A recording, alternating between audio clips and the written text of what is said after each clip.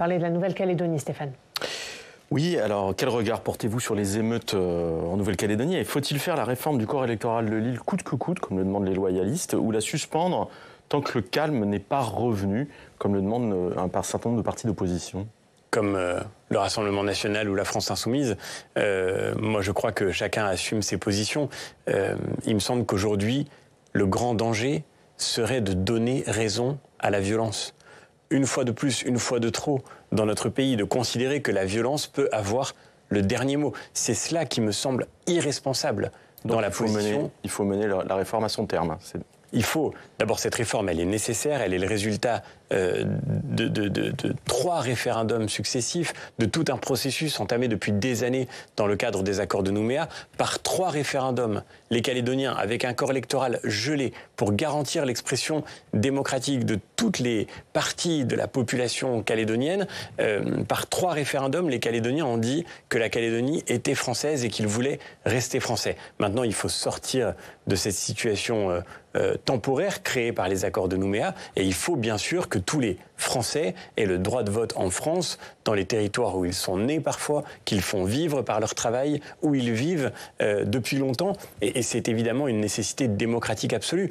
Le pire serait qu'après avoir soutenu une démarche comme celle-ci, on finisse par faire marche arrière parce que la violence a sévi sur le territoire calédonien, parce qu'elle a conduit à des pillages, à des brutalités et même à des meurtres. Cette situation terrible, nous n'avons pas le droit de créer un précédent en lui donnant raison aujourd'hui. Mais est-ce qu'on peut ne pas tenir compte du contexte? Là, vous dites Emmanuel Macron, il doit convoquer le Congrès d'ici fin juin. Peu importe ce qui est en train de se passer sur l'archipel. D'abord, la première chose, c'est qu'il y a toujours des discussions en cours entre les différents partis calédoniens et les autorités de l'État. Et je pense qu'il faut espérer que ces discussions permettent d'arriver à un consensus d'ici la période prévue pour le Congrès. Et c'est possible. Donc la première chose, tentons de faire en sorte que tout ceci, effectivement, puisse se résoudre par le dialogue. Mais si le dialogue ne devait pas permettre d'arriver à un consensus, il ne faut pour autant pas reculer. Parce que c'est trop dangereux. Parce que ça veut dire qu'en France, il suffit de mettre en œuvre la violence, le chaos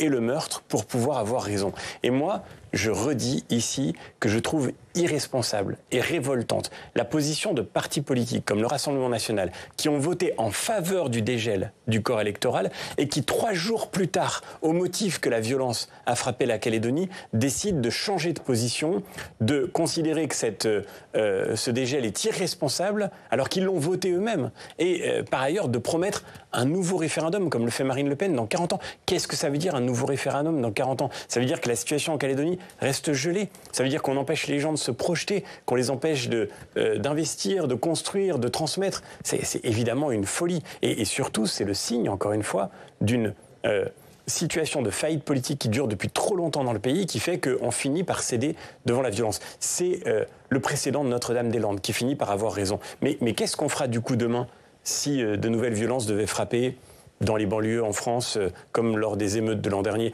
Que feront ces dirigeants demain si d'autres régions françaises, je pense, je sais pas, à la Corse, qui a été traversée elle aussi par des violences très importantes, si ces régions devaient s'embraser, est-ce que les dirigeants dont nous parlons lâcheraient tout au motif qu'il faut apaiser? Moi, je crois que c'est le contraire de l'apaisement.